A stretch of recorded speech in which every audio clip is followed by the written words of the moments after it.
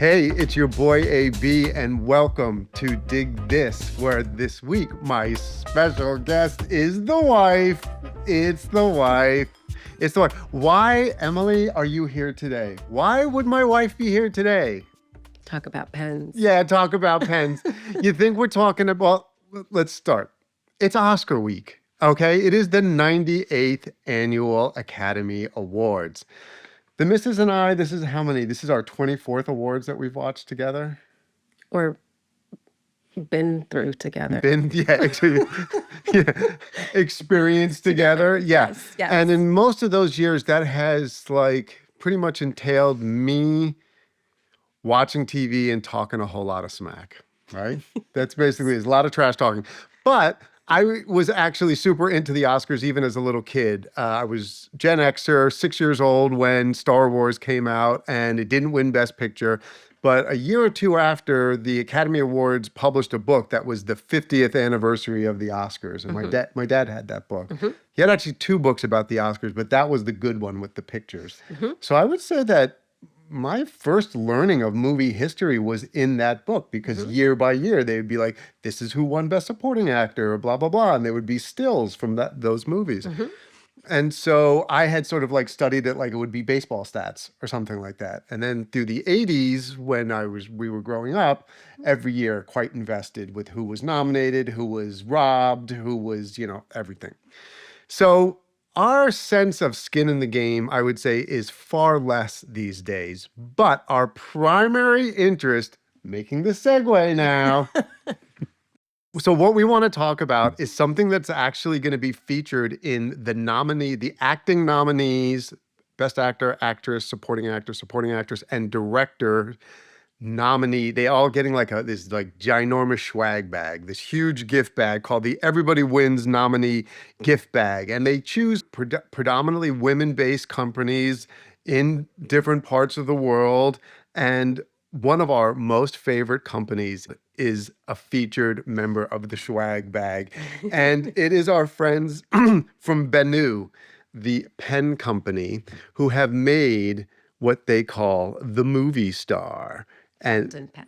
Yeah, and this is a fountain pen. The movie star fountain pen is featured in the Oscar swag bag. However, it is also on sale at pen retailers near you, like Atlas Stationery and Gold Spot and Goulet Pens and all them good places. But anyway, I digress. That is the essential excitement, is this frickin' pen, which is fabulous. Now, let's rewind and talk about how this fountain pen thing happened. Yeah. So our friend Margaret is really into fountain pens, and she was so lovely and sent me one. And I thought, oh my gosh, this is such a beautiful gift. I am never going to use it. What am I going to do with this thing?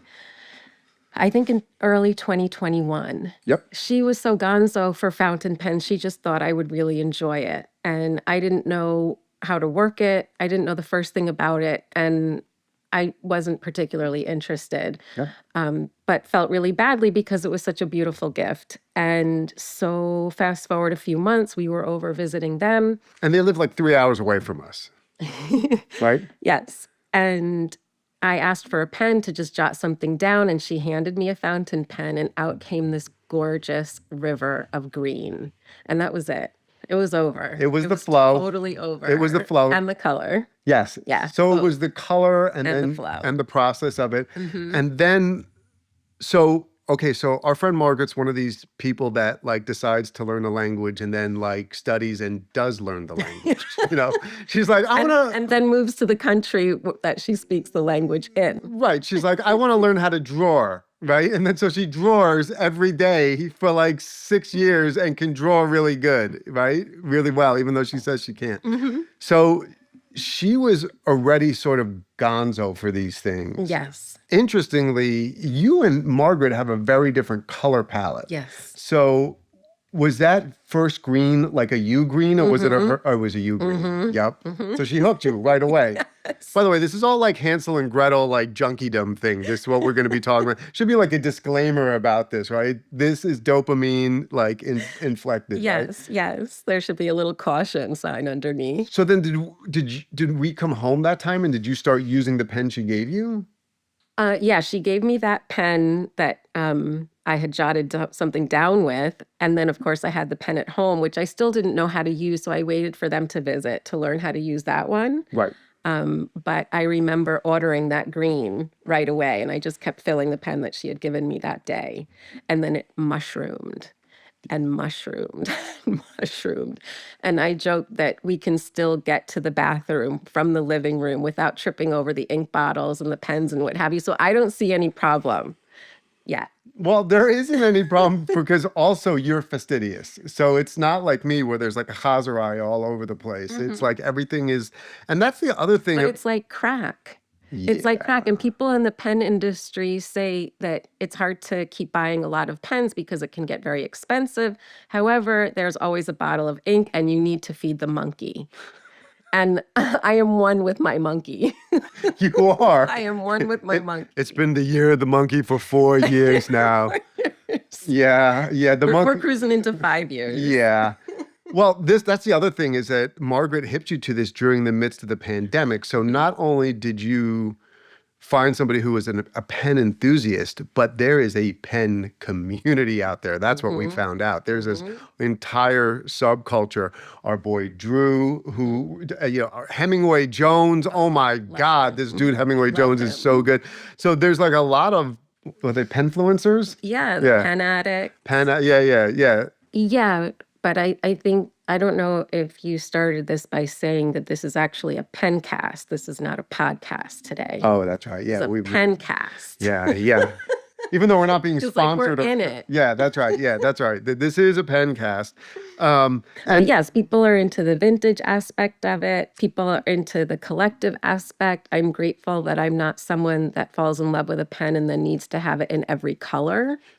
There are those out there. Well, it's like sneakers. They come out with like 14 colors, and then the 15th exclusive one with the teal stripe on the side. Get sucked into that, and they throw out limited editions for this event and that holiday, and they actually they etch in the numbers of the pens, so you know that you have number 360 something out of 450 in the whole world, and people get sucked into that. Well, one of the things that I thought was really cool about it at first is that Margaret's not only a super creative person, but she's a relatively frugal person too. I'm not like talking shit about her. I'm just saying she's not the type. My original association with fountain pens was that, there's something that you get. My dad would give it to you for your bar mitzvah, or you would use it to sign a document. It would be this like Mont Blanc $800 thing. And Margaret, like the entire world of pens that she introduced you to were like not that high range. Right. You can do it on a budget and really enjoy. And have like a killer pen for like $7. Not killer, but a nice one. Right. Look at this, an aristocrat. Okay. So, because I remember, You can get a really nice one for like $26. I wouldn't say $7. I'm just saying. Relatively inexpensive. Okay. Could you get the sharks? Because I didn't bring a shark. Bring get a shark. Yeah. Because she started with the sharks, okay? And the sharks was her like extremely dipping her toe in the water, being like, let me think, maybe this is something, right? And so like sharks are these like little like banging throwaway pens that are what, it's like $3.99 a pop or something. Yeah, they're really small, but they look like a shark. And of course, me and the sharks. And what's hilarious is that I was only using these shark pens, and I announced to the whole room when they were visiting, I will never need anything but a shark pen. Man. This is where you can throw in the doom music. Liar! And they come in different colors.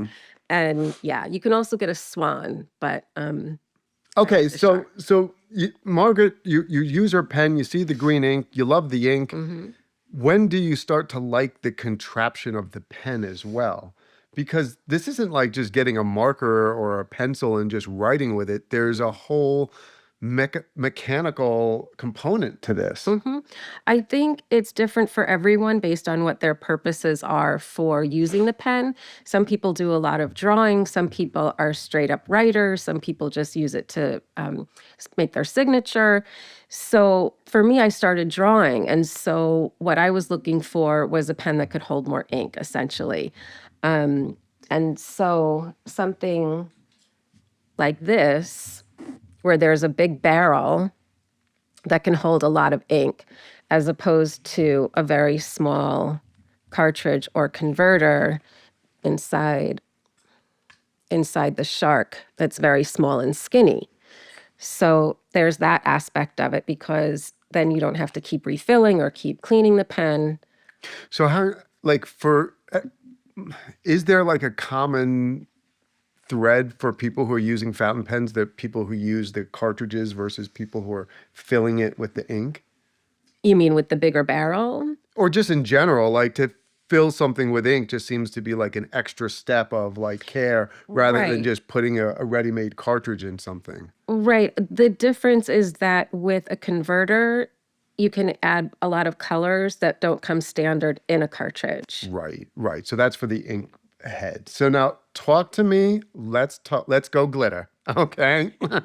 Because when glitter came, there are inks that are glitter inks and shimmer inks. And I don't know, do some people use it with just like use those inks with paintbrushes, or do they always use them in pens? I think people do all kinds of things. They use all kinds of tools. I've seen people make swirls with the bottom of a spoon. Oh wow. But those inks will usually dick up a really nice fountain pen. So you basically use You like dedicate a less expensive pen. right. I mean, well, we like glittery and shiny things around here. So these BENUs, you can see why they like sort of stand out from your sort of staid, sort of you thinking like a Parker pen or, you know, like a sort of more formal pen. And I think that they just speak for themselves. They do. I mean, what kind of words go along? I mean, it's like a vape shop. It's This. like, you know, vibrators. It's just like something that's going to be shiny, glittery, and awesome, basically. You were writing the article for Esquire, but I also remember that the way you described them was that they resembled a sex toy. Yeah, man. And I think that was also very catchy. Well, I mean, they catch your eye. It's like, Shall I hold them up again? you can get that visual now. Hey, now. But hey, listen, when your wife is like sitting there with like a gold shimmery thing, and this is like the thing, it's like, well, you go for it, honey, you know? Yeah, and I mean, you open it up, and there's even where you hold it, it's gold and shimmery. It's not just on the cap. It's everywhere. So that's their particular, like, those are the BENUs that you like. They also have like a real range, a lot of like super masculine, very Eastern art influenced pens as well.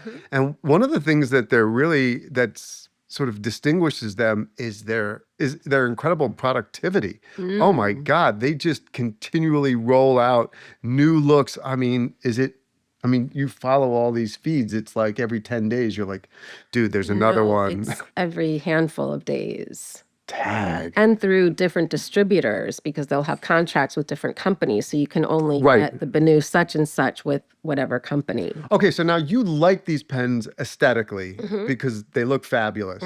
So I guess the question is, how do they write? Beautifully.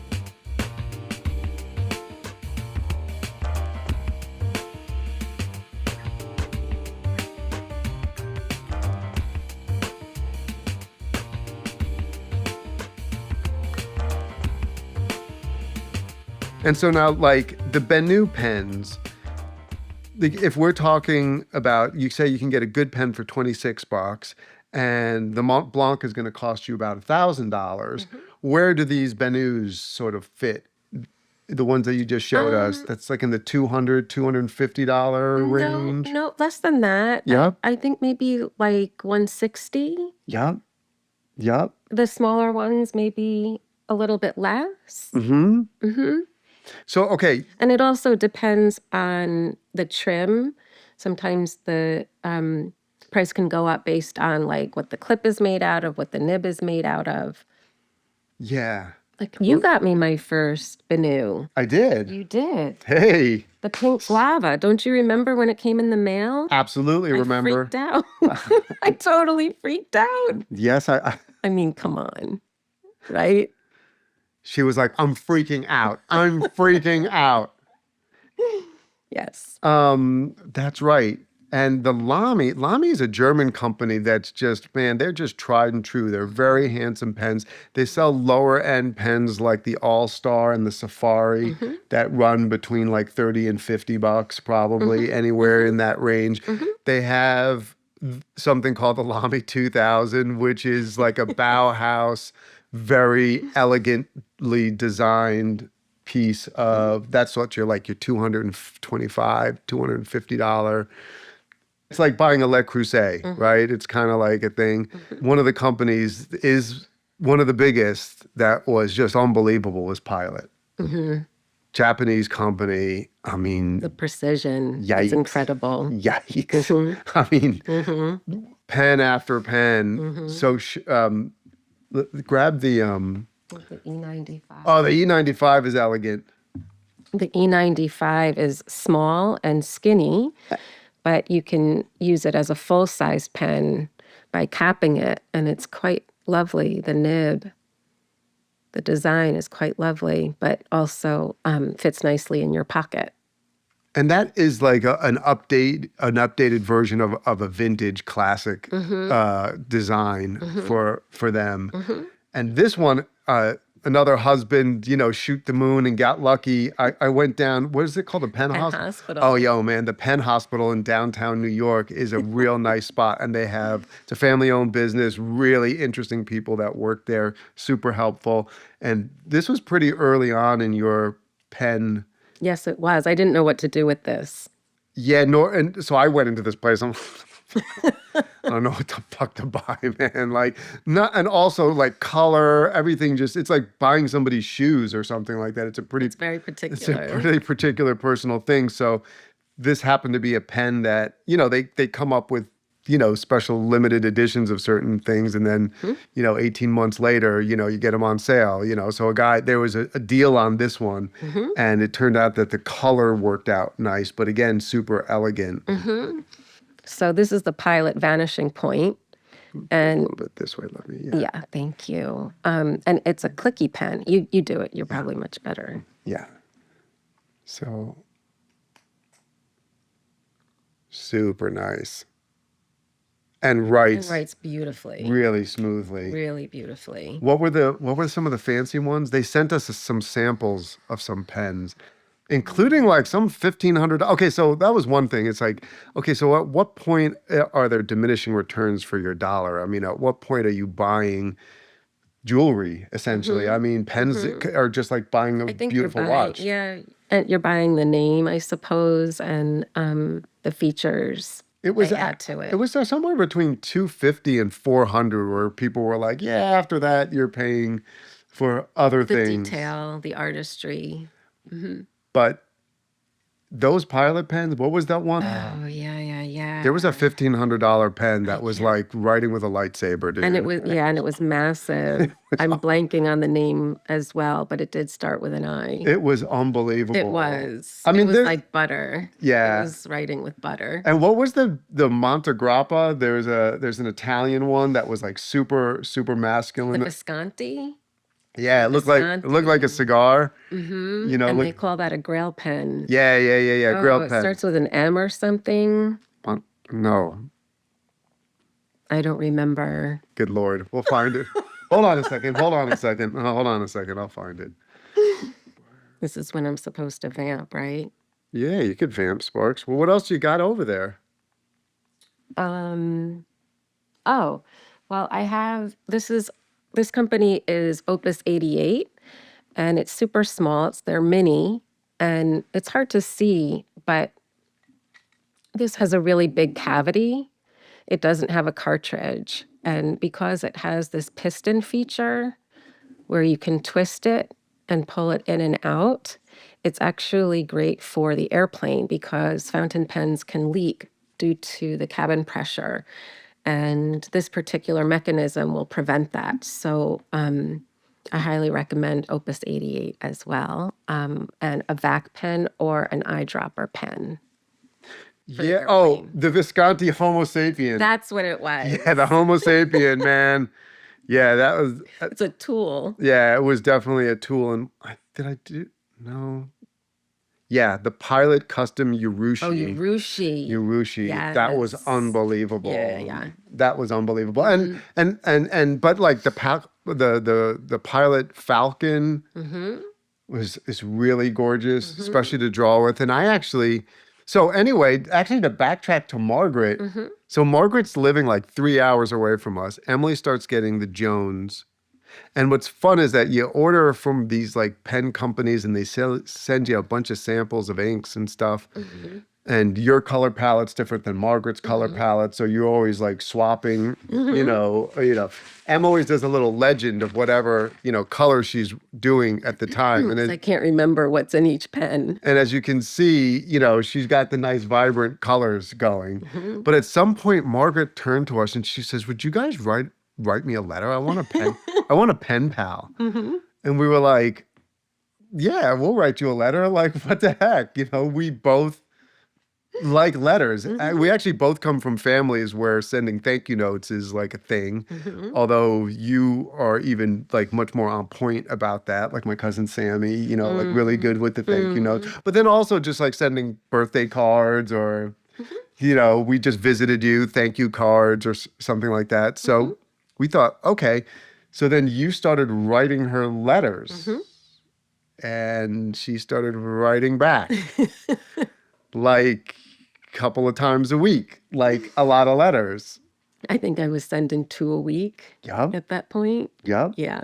And in many different colors. Each paragraph had a different color. And yeah. No. It was a whole thing. Each paragraph had a different color, and then you documented what color it was.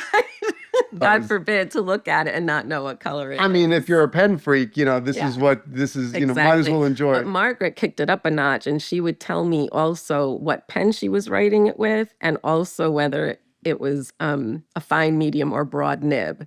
Yes. So, yeah. Yes, which is another big part other than just the converter of what one's personal preference would be is if you want a thin nib. And there's some that are like kind of bendy and there's other ones that are sort of flex and the flex and the other ones really stiff. Yeah, that's right. That's right. So and I remember thinking, well, I mean, most of us probably feel even worse about our handwriting than we do about the sound of our own voices, but handwriting is so personal. Yes. You happen to have very nice handwriting. So like, that's also like, you get a letter from you, you can actually read it. You don't have to decipher. You don't have to go through those things. Right. So that's very pleasing too. Although I love Margaret's letters and she's left-handed and she's always trying to shift her handwriting to something more legible, but I love it. It's beautiful. Yeah, you just happen to read the letters like It's this. just a little slanted. You just like, center it just a little bit. It's all good. It's But beautiful. But there is something different in the way that your mind thinks of words and sentences when you're writing it. Don't you think? Absolutely. I get very absorbed in what I'm writing. I mean, I start going off about something and I just start laughing. And I think that my letters are more entertaining to me than anyone receiving them. Well, that might be debatable, but they are definitely entertaining to you. She's like, "I'm funny. I'm really funny." And then you'll read what you're writing. And I'll laugh again. Yep.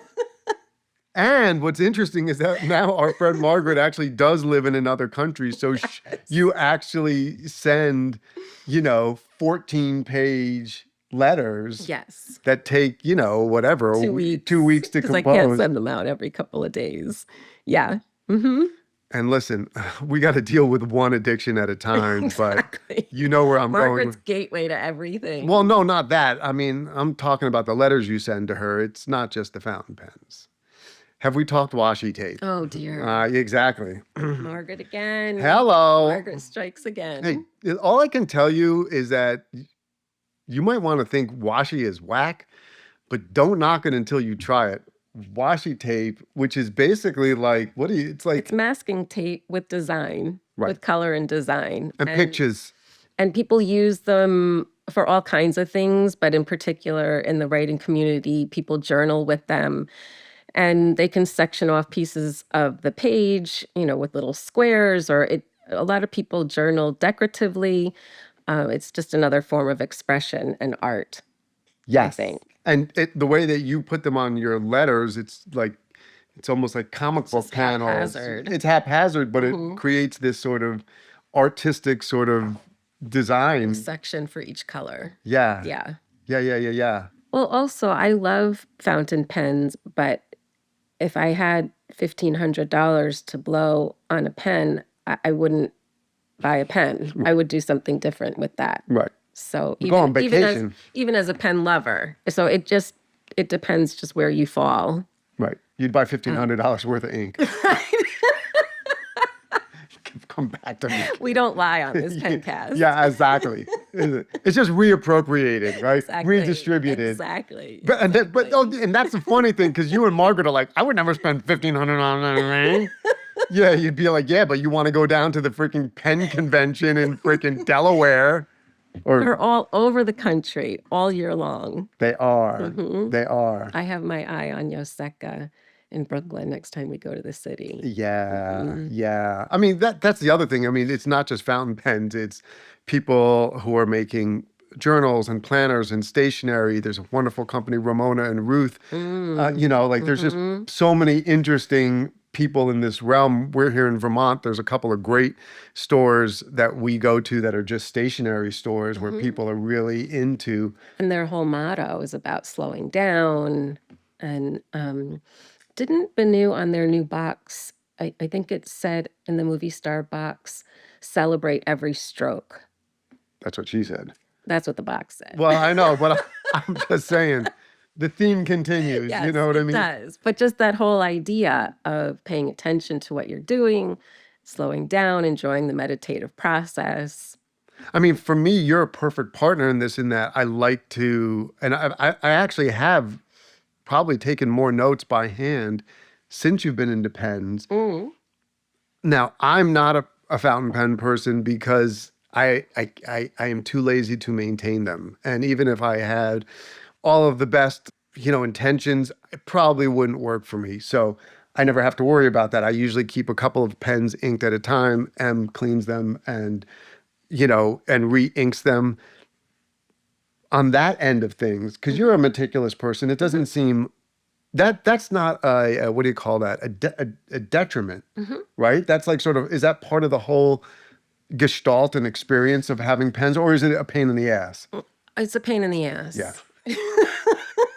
No, fair. Yeah, it's Totally. a total pain in the ass. And I think that a lot of people don't necessarily abide by the recommendation of But you're fucking cleaning Felix them. Unger, so you're going to be...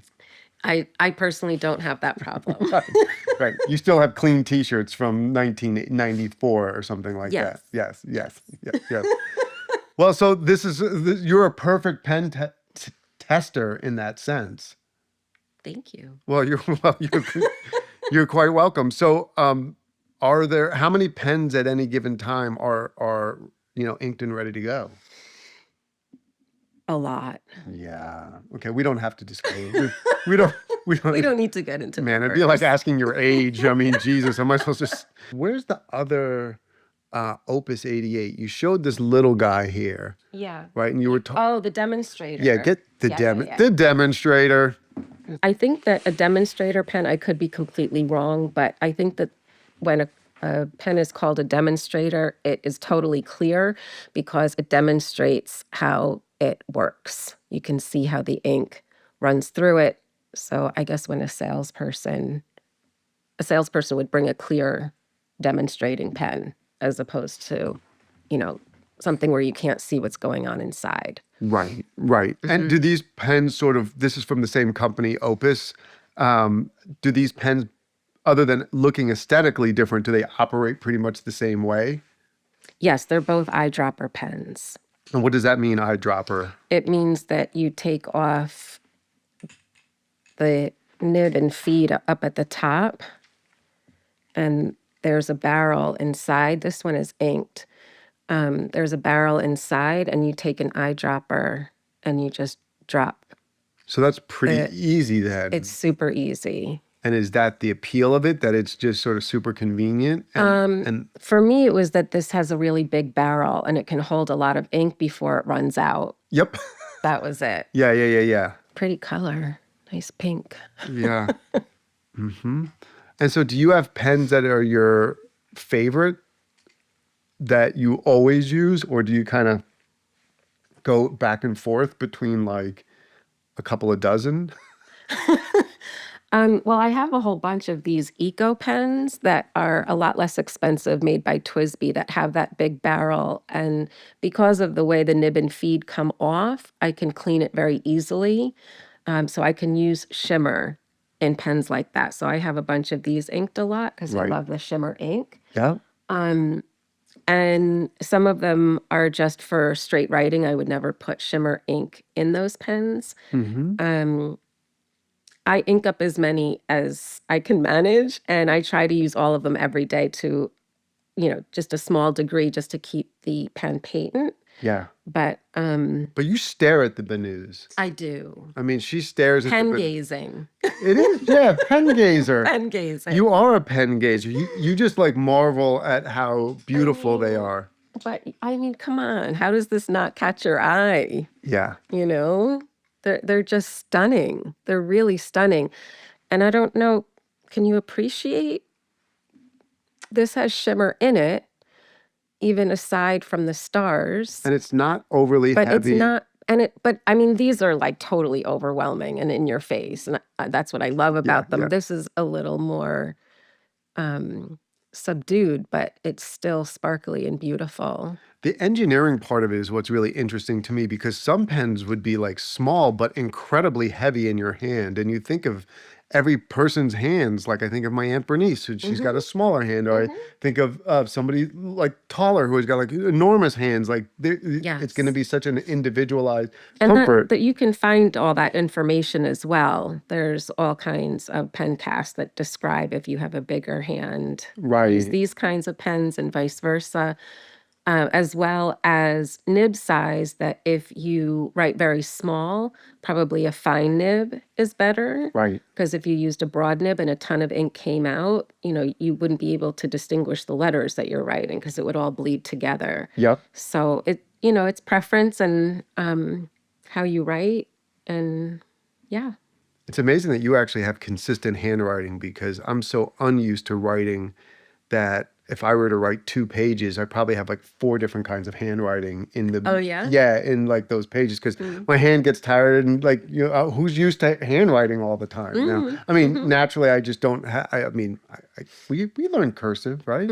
Yeah, we learn cursive in school, but like I don't have beautiful penmanship. My father had beautiful, and he could do calligraphy. That's the other thing, is that. Beautiful calligraphy. But like Beautiful. that's the other thing. Some people think that fountain pens are calligraphy pens. Right, they're not. That's a total. And you can ruin your fountain pen by putting calligraphy ink in your fountain pen. Is that right? I didn't know that. Yeah, the properties are different, the viscosity. So these inks that you're using, are they water-based inks? They can be. It all depends. You can get permanent as well. I always go water-based. Yes. Because I have no need to stain things. Right. I don't trust myself with permanent ink Yes. with a fountain pen. Yes. And so do you use anything else to write? I mean, do you use pencils or ballpoint pens anymore? If you're doing a shopping list, will you just bang it out with fountain pen for the shopping list. Wow. Everything. Wow. Everything. Unless like I'm signing the taxes or something. Yeah. Yeah, and I never use a pencil. I'm just not attracted to the pencil. Yeah. Interesting. So, the 98th annual Oscars, we will be sitting there, and you will be probably using your movie star BENU pen, taking copious notes, writing to Margaret about what color ink you're using as your husband is probably making fun of celebrities on television. Yes. With Yeah. a silent thank you to Alex and Kate. Yeah, Alex and Kate at BENU, who sent us, were generous enough. We are not being paid or being endorsed, officially sponsoring BENU pens, No. but they were kind enough to send us this, and we just thought it would And be. I have a BENU problem. Yeah, she does have a I BENU have a problem. BENU problem. A lot of people have a fountain pen wish list, for over time, what they'd like to get. And I just have a BENU list. You do. I am now in a 12-step recovery program, analogous to Al-Anon, for having a pen addict of a wife. Then again, you've done with baseball addict husband and music addict husband and word nerd husband and food nerd husband. Yeah, we have our things. Yeah. So we got glitter, shimmery inks and shiny We're pens. not out on the street yet. So Yeah. We got time. Yeah, we still do. Although that monkey's starting to turn into a gorilla. Itchy. Yeah. Good Lord. My favorite dress that I've seen in the Oscars, and this is going back, I don't know, maybe even 15 years or more. I'm not even sure. And I'm not even really into the fashion so much, but Michelle, FIFA? no, Michelle Williams. Michelle Williams in that yellow dress.